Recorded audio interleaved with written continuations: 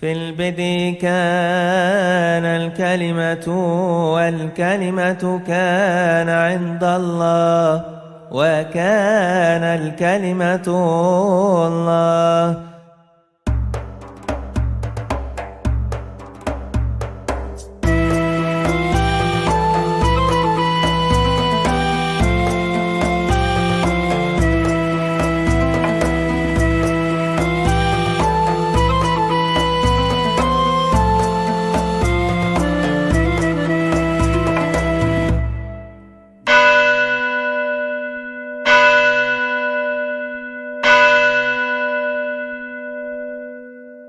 Saudara-saudara yang terkasih dalam Tuhan, semua mata dunia ini tertuju ke Israel. Kenapa, saudara-saudara?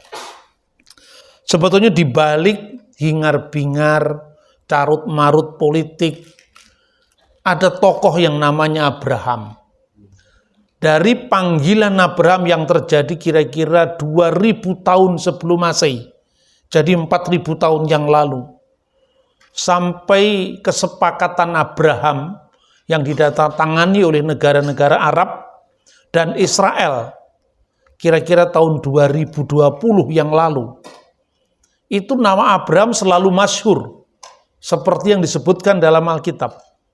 Kamu akan diberkati jadi bangsa yang besar, akan menjadi berkat, namamu akan masyhur.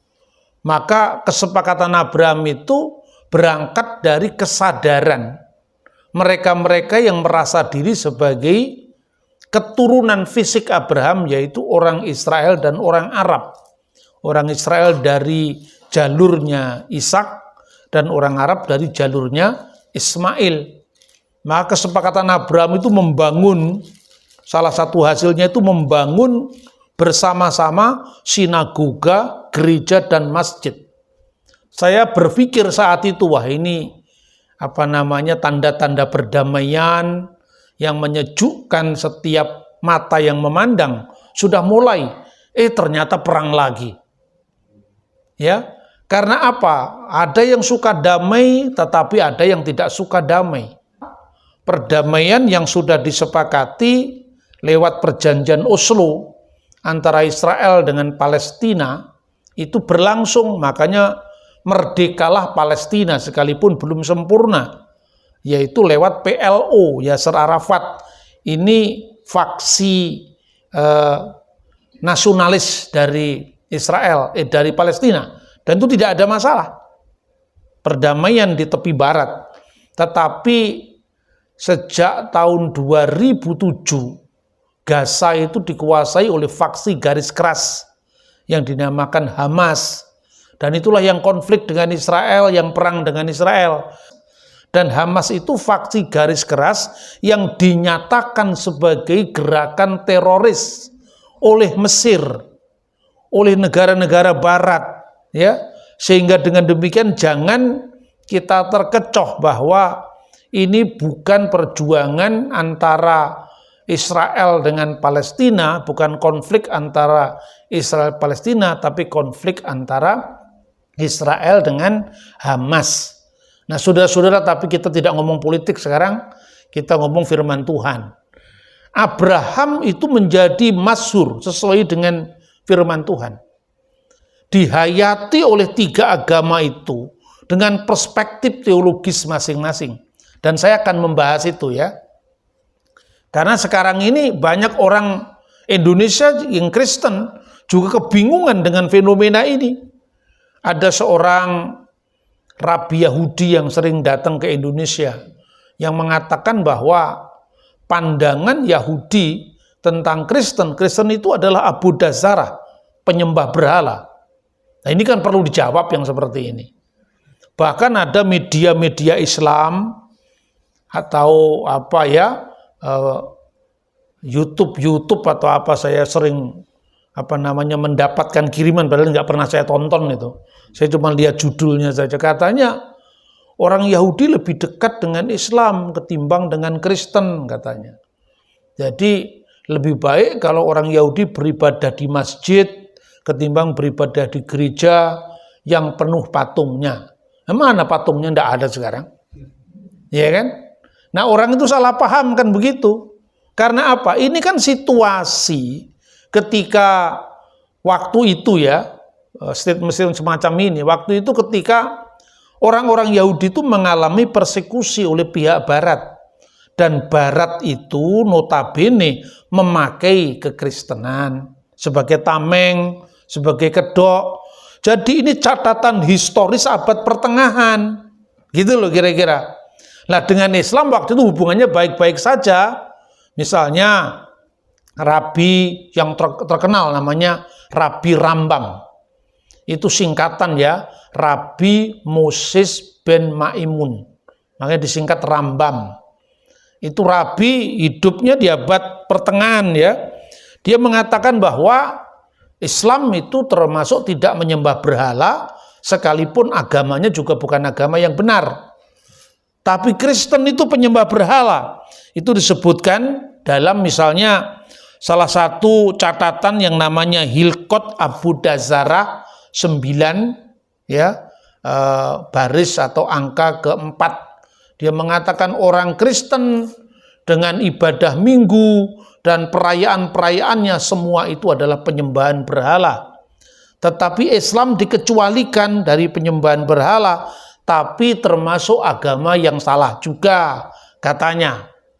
Nah, orang kan tidak paham bagaimana perspektif Yahudi terhadap Islam dan Kristen, bagaimana perspektif Islam terhadap Kristen dan Yahudi.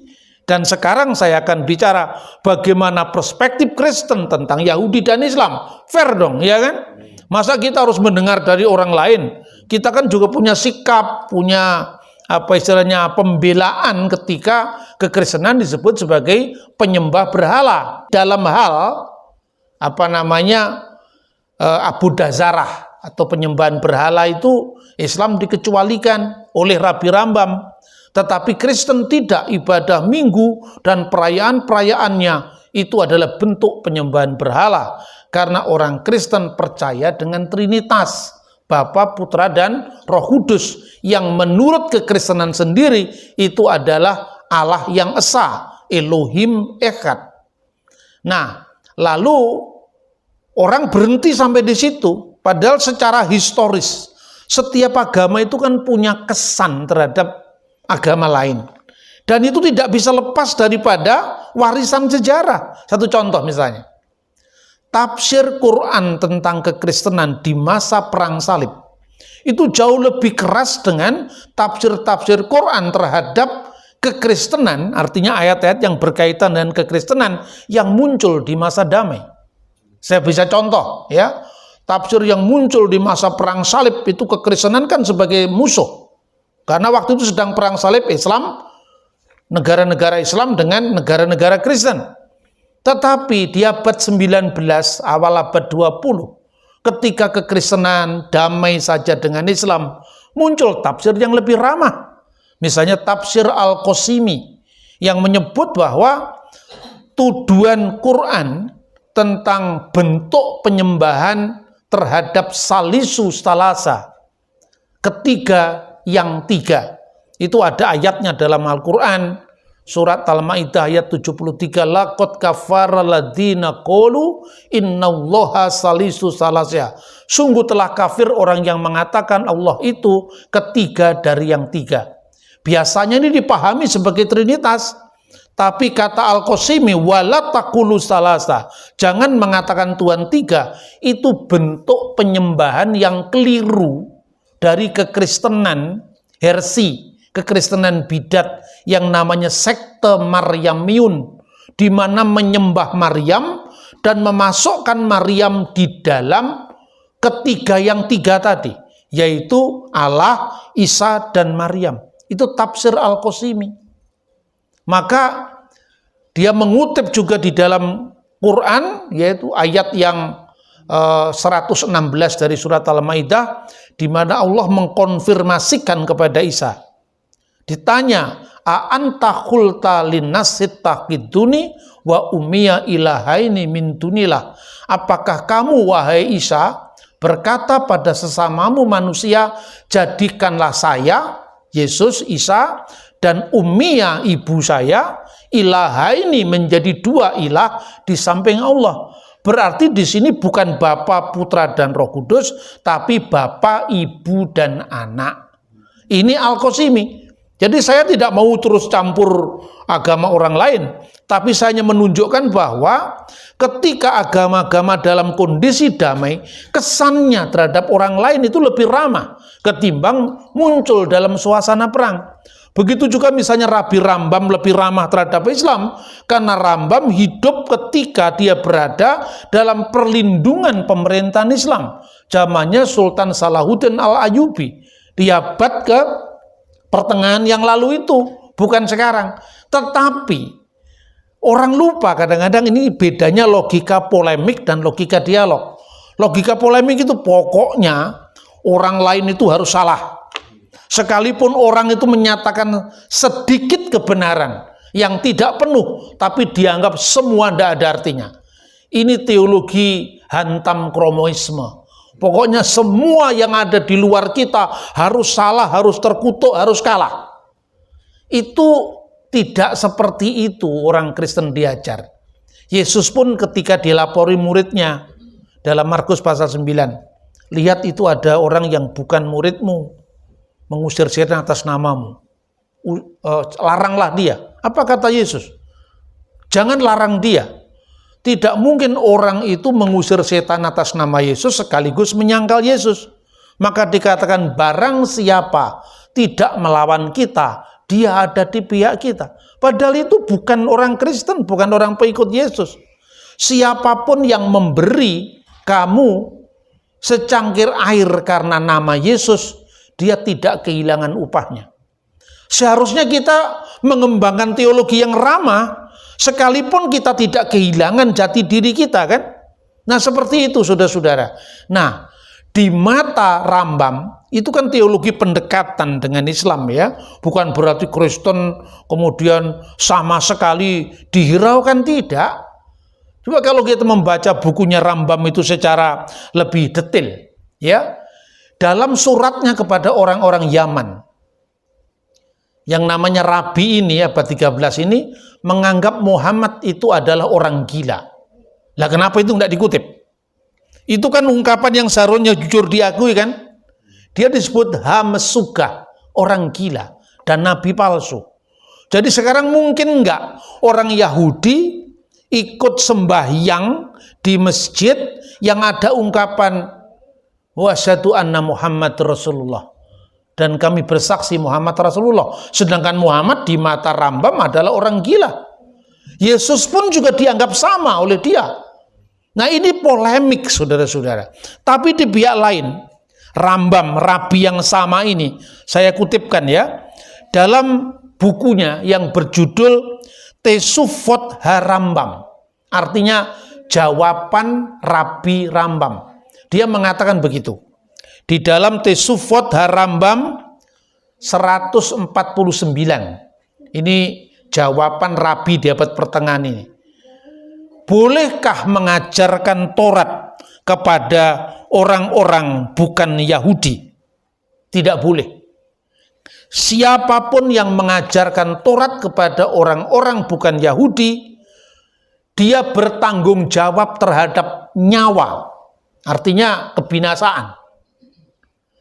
Lalu dalam buku yang sama ini, pada angka 149 dia mengatakan, tapi kamu boleh mengajarkan Torah kepada orang-orang Kristen.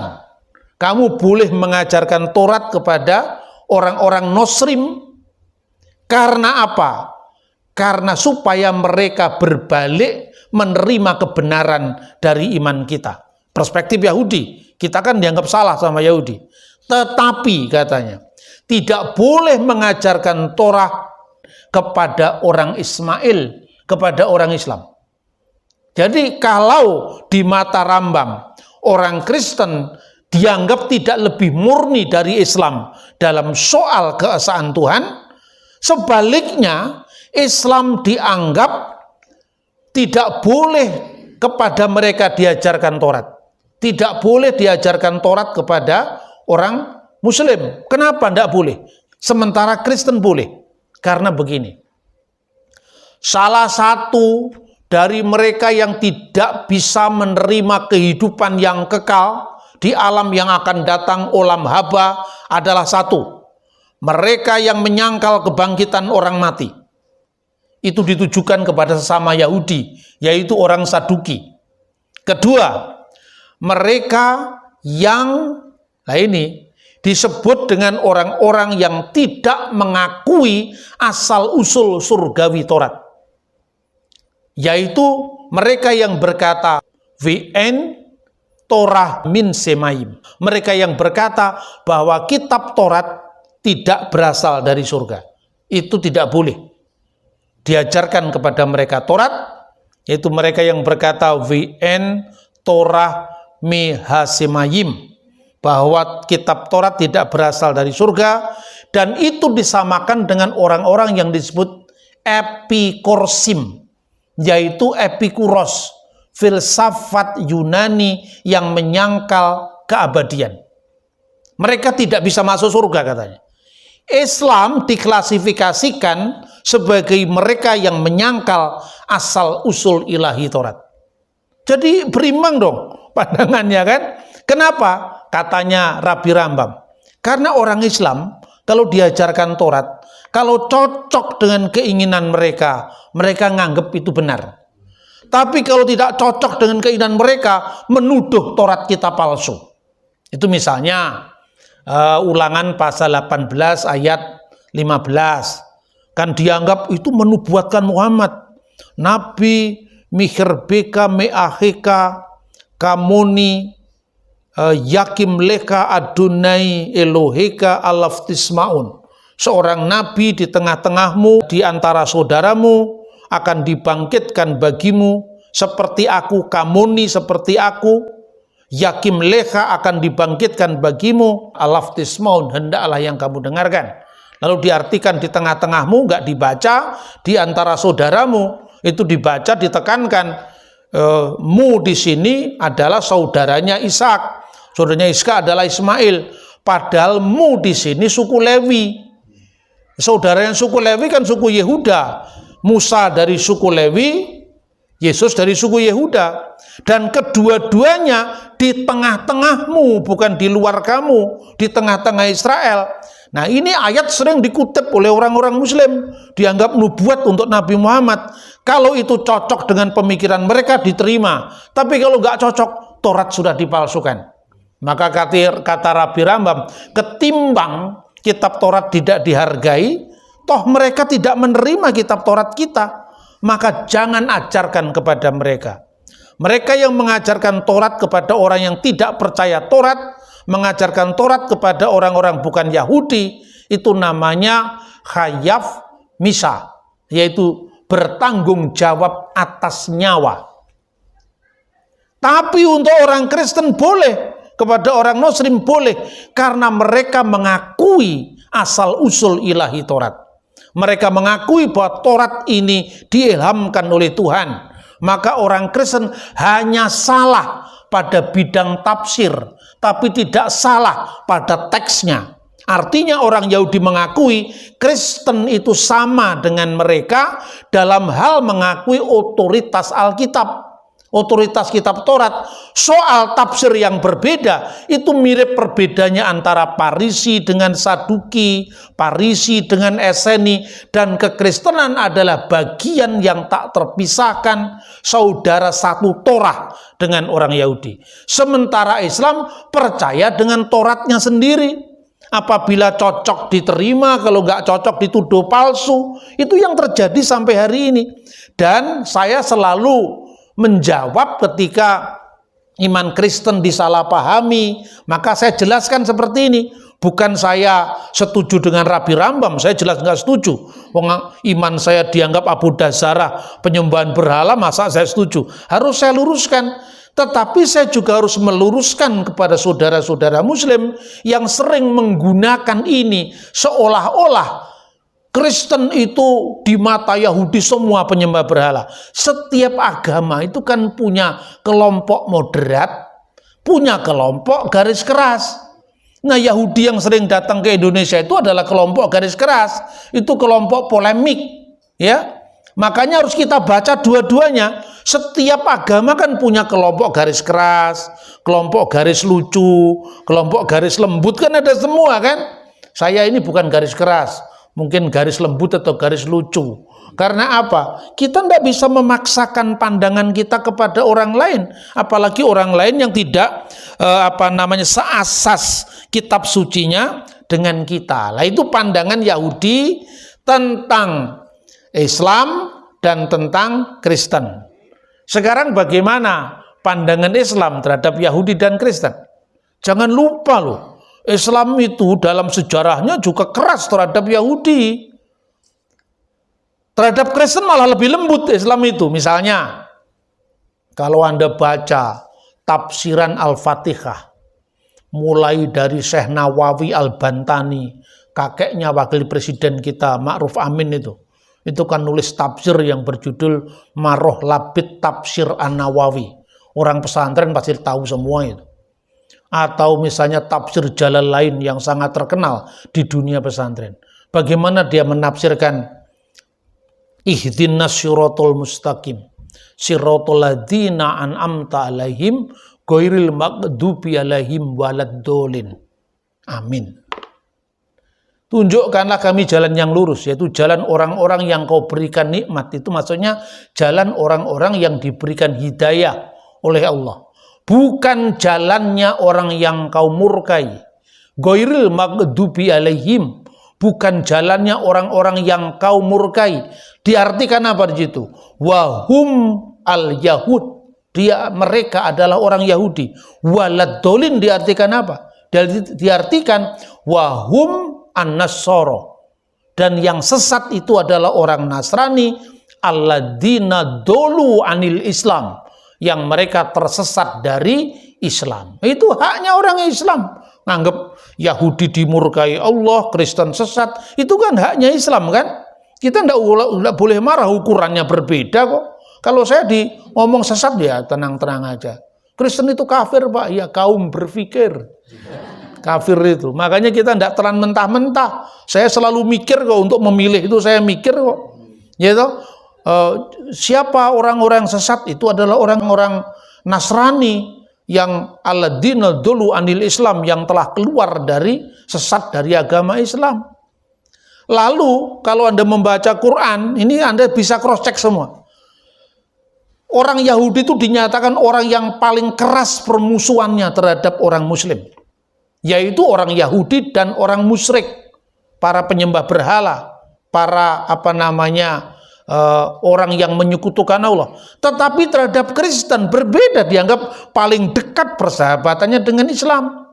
Dikatakan wala tajidanna aqrabahum mawaddatan lil ladzina amanu ladzina qalu inna nasara dalika bi anna minhum kisisina wa ruhbana wa annahum la yastakbirun. Tetapi orang-orang yang paling dekat, paling akrab persahabatannya dengan orang-orang beriman, maksudnya orang Muslim, adalah mereka yang berkata inna nasara, sesungguhnya kami orang Nasrani. Hal itu disebabkan dalika bi anna minhum kisisina wa ruhbana wa annahum la yastakbirun. Di antara mereka itu ada orang-orang yang disebut para rahib, para biarawan, para pendeta, dan mereka tidak menyombongkan diri. Ini juga ayat punya makna historis. Kalau dulu orang Yahudi keras permusuhannya terhadap Islam, ternyata di abad 13 lembut-lembut juga antara Rabi Rambam dengan pemerintahan Muslim waktu itu Salahuddin Al-Ayyubi. Nah sekarang ketika Hamas meletus perang dengan Israel, lah ini lihat sendiri lembut apa tidak sekarang? Tidak lembut kan? Siapa yang mau ibadah ke masjid sekarang di Gaza? Ini kan soal sejarah ya. Jadi situasi berubah, kadang-kadang apresiasi kita terhadap pihak lain itu juga berkembang.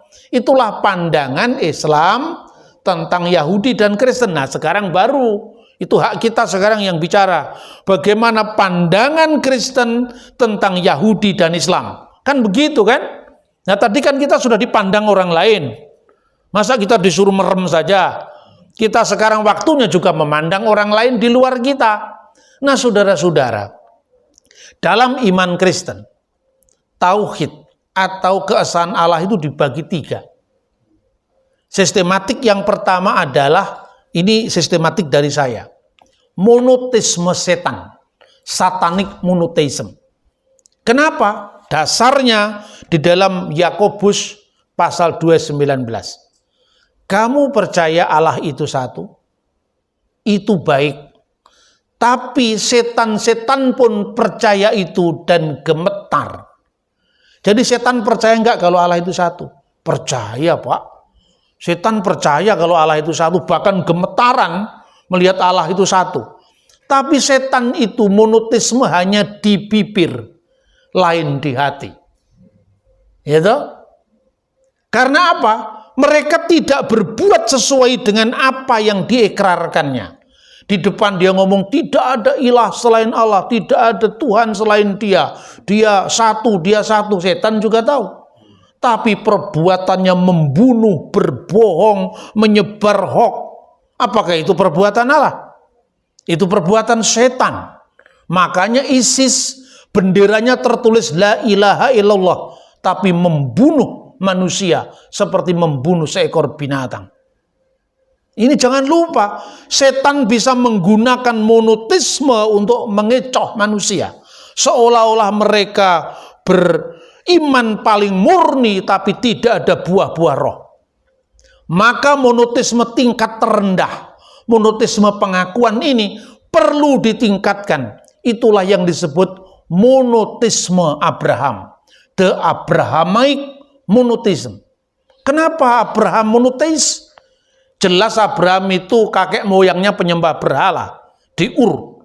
Lalu Tuhan memanggil dia, tinggalkanlah negerimu, tinggalkanlah rumah bapamu, ke suatu tempat yang akan kutunjukkan kepadamu. Tempatnya dia belum tahu. Saudara tahu bahwa Mesopotamia di abad milenium zamannya Abraham, milenium kedua sebelum Masehi, itu tempatnya ekonomi dunia. Siapa yang tidak mengenal Mesopotamia? Peradaban pertama muncul di sana. Peredaran uang, peredaran properti yang maju, semuanya ada di Mesopotamia menurut bukti-bukti arkeologi. Kita saja mengenal aksara baru abad keempat. Anda mau baca bagaimana sistem hukum di zaman Abraham, ditemukan prasastinya sekarang. Itu membuktikan bahwa Mesopotamia itu adalah pusat peradaban saat itu. Misalnya prasasti Nusi yang berbicara tentang penjualan hak kesulungan, cocok dengan Alkitab kan? Kalau coba Anda pahami menurut budaya kita, masa kesulungan bisa dijual? Siapa yang mau laku kesulungan dijual? Ya toh? Karena kesulungan itu bukan sekedar anak yang lahir pertama, tapi menerima warisan 2 kali lipat. Lah Esau hanya membatasi kesulungan dari harta benda, yang 2 dan 3 enggak dibaca. Berhak menerima berkat orang tua dan menjadi pemimpin family altar, pemimpin mezbah keluarga. Itu ada dokumen atau prasastinya. Maka orang yang membaca Alkitab tanpa membaca sejarah kadang-kadang bingung. Yakub penipu kok bisa diberkati Tuhan, ya kan? Padahal sebetulnya Yakub itu justru menghormati hak kesulungan secara utuh, bukan sekedar dipahami menerima warisan 2 kali lipat, tapi juga pemimpin mezbah keluarga, dan satunya lagi adalah menerima berkat dari orang tuanya, dalam hal ini berkat Abraham. Prasasti Nusi juga bicara tentang seorang istri boleh memberikan hambanya kepada suaminya untuk memperoleh anak dari suaminya. Dan prasasti itu meneguhkan catatan Alkitab, Kejadian pasal 16. Prasasti Nusi didukung lagi oleh namanya Undang-Undang Lipit Estar. Dalam undang-undang yang ditemukan sejaman dengan Abraham ini juga ada ketentuan. Apabila seorang hamba melahirkan anak bagi tuannya, maka anak itu bisa menjadi anak sang tuan mendapatkan pengakuan apabila sang anak lahir di rumah nyonyanya. Karena waktu itu belum ada tes DNA untuk membuktikan benar nggak itu anak dari sang suami. Dari latar belakang itu makanya Alkitab mencatat ketika malaikat bertemu Hagar. Hagar, dari mana asalmu, kemana tujuanmu? Kembalilah ke rumah nyonyamu, biarkan kamu ditindas olehnya. Kalau Anda memahami dari zaman kita sekarang, Tuhan kok membiarkan penindasan? Betul apa tidak? Tuhan kok membiarkan penindasan terhadap seorang hamba? Tidak, karena Ismail tidak ikut salah. Kalau Ismail lahir di luar rumah Abraham, dia tidak dapat pengakuan dari anaknya Abraham. Satu lagi, Sarah menginginkan Hagar diusir. Abraham sebal hati, ya kan? Tapi Tuhan sekali lagi mengatakan, apa yang dikatakan Sarah itu kamu lakukan. Tuhan itu bagaimana? Orang diusir cuman anak kecil saja bermain, kok seolah-olah malah membenarkan pengusiran itu. Dan lagi pula, kenapa Abraham begitu bucin, budak cinta terhadap Sarah? Bener nggak? Itulah yang namanya anakronisme sejarah. Ana itu artinya menolak. Kronos itu adalah kronologi. Jadi kita memahami sejarah itu dari pikiran kita sekarang. Bukan 2000 tahun yang lalu di zaman Yesus, bukan 4000 tahun yang lalu di zaman Abraham. Akibatnya apa? Kita tidak melakukan eksegese, mengambil makna dari teks itu, tapi kita melakukan eisegese, memasukkan prapaham kita, pikiran kita dalam teks kitab suci. Makanya terjadilah tafsir yang aneh-aneh di dunia modern ini. Karena apa? Kita membaca teks ribuan tahun yang lalu, kita pahami secara anakronistik dari bahasa kita, budaya kita sekarang. Maka ketika Tuhan mengatakan tinggalkanlah negerimu, itu bukan sekedar meninggalkan batas-batas geografis, tapi juga meninggalkan hukum yang tidak adil. Nah, itulah sebabnya ketika terjadi semacam kecelakaan sejarah ini kan, Sarah memberikan Hagar kepada suaminya. Karena apa? Bukan karena dia semata-mata baik hati, tidak, karena dia malu. Bagi orang Timur Tengah kuno, sekalipun dia orang merdeka, kalau dia mandul tidak ada gunanya, tidak ada harganya. Hagar, kenapa dia mau? Kapan lagi naik kelas kalau tidak memanfaatkan tawaran dari sang nyonya? Jadi dua-duanya punya ambisi kan? Ya toh? Akhirnya lahirlah Ismail. Naluri seorang wanita tetap berlaku. Bahwa saya lebih hebat dari nyonya saya. Saya budak, tapi saya kan orang yang subur rahim saya, dan itu menjadi pujaan di Timur Tengah.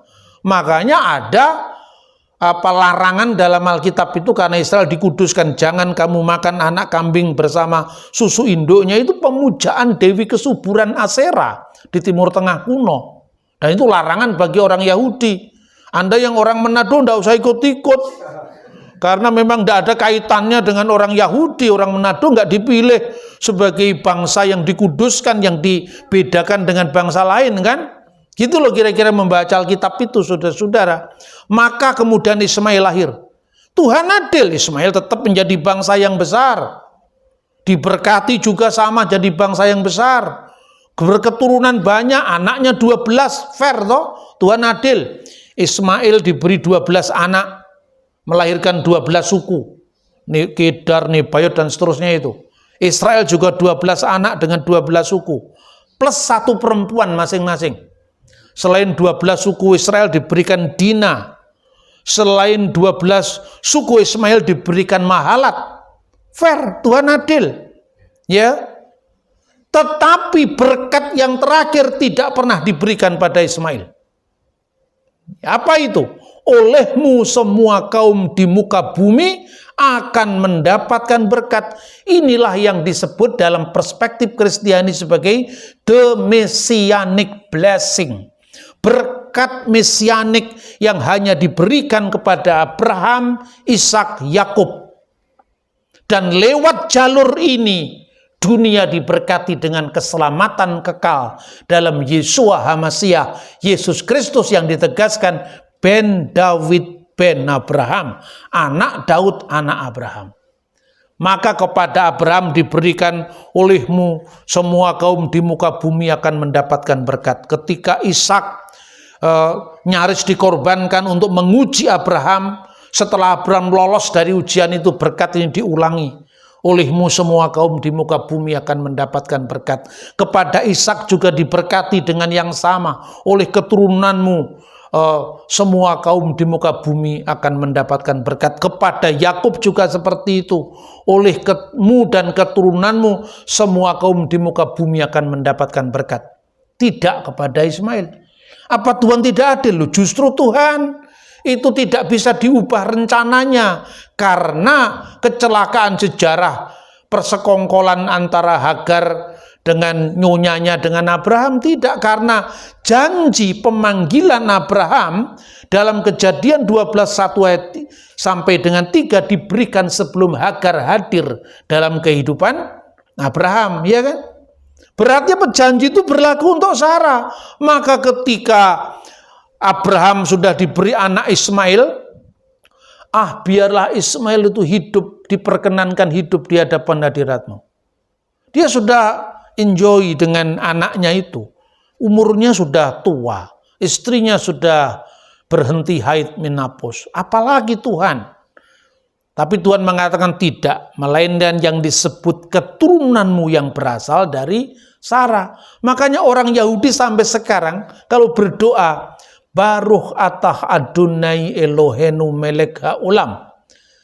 Terpujilah engkau ya Tuhan Allah kami Raja yang kekal, Elohe Abraham, Elohe Yitzhak, Elohe Yakub. Magen Abraham, Allah Abraham, Allah Ishak, Allah Yakub, perisai Abraham. Tidak ada Elohe Ismail. Apa Ismail terkutuk? Tidak. Ismail bukan jalur mesianik. Itu maknanya. Dalam hal ini Kristen dan Yahudi sama. Meskipun orang Yahudi tidak menerima Yesus sebagai Mesias, tapi bahwa Sang Mesias akan muncul dari Abraham, Ishak, dan Yakub itu sama. Hanya bedanya orang Yahudi tidak menerima Yesus, tetapi konsep tentang Mesias sebagai imam, nabi, raja itu sama karena perjanjian lama yang mengungkapkan hal itu. Kitab bersama yang diyakini Yahudi dan Kristen dengan tafsir yang berbeda. Nah, saudara-saudara terkasih dalam Tuhan, ini pentingnya. Pertama, jadi monoteisme Abraham itu terbatas pada dia taat tapi dia belum tahu. Baru di hasilnya kemudian kan tergenapi. Kenapa Tuhan mengizinkan pengusiran Hagar dengan anaknya? Karena kalau tidak diusir, firman Tuhan tidak digenapi. Dia akan tinggal bersebelahan dengan saudara-saudaranya. Maksudnya dengan Ismail, dengan Ishak. Ya, maka orang-orang yang menjadi keturunan Ishak atau Israel itu disebut Bene Yisrael. Ya, sementara keturunan Ismail disebut sebagai Bene Hamidbar, anak-anak padang gurun. Dan itu yang dicatat dalam Kejadian pasal 20 digenapi sekarang. Israel tinggal berhadapan dengan saudara-saudaranya bangsa Arab.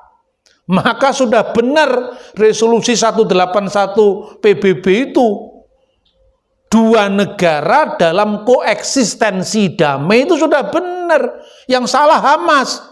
Hapuskan Israel dari peta dunia. Lah itu kok ngajak damai bagaimana? Kesepakatan anak-anak Abraham secara fisik loh ya. Ismail itu anaknya Abraham. Ishak anaknya Abraham. Maka kesepakatan Abraham harus menghormati dari antara anak-anak Abraham. Bahwa di antara tiga anak-anak Abraham dalam konteks agama masih berbeda. Sejarah belum selesai, bro. Sejarah belum berakhir. Ini bukan the end of history. Ini sejarah sedang berlangsung. Dan kita umat Kristiani percaya pada akhirnya nanti seluruh yang ada di bumi, di bawah bumi, di atas bumi mengaku Yesus Kristus adalah Tuhan bagi kemuliaan Allah Bapa. Amin. Kita percaya itu, tapi sejarah sekarang sedang dalam penggenapan. Sejarah belum berakhir. Maka orang yang bertanya kepada saya, kenapa orang Yahudi tidak terima Yesus? Belum semua.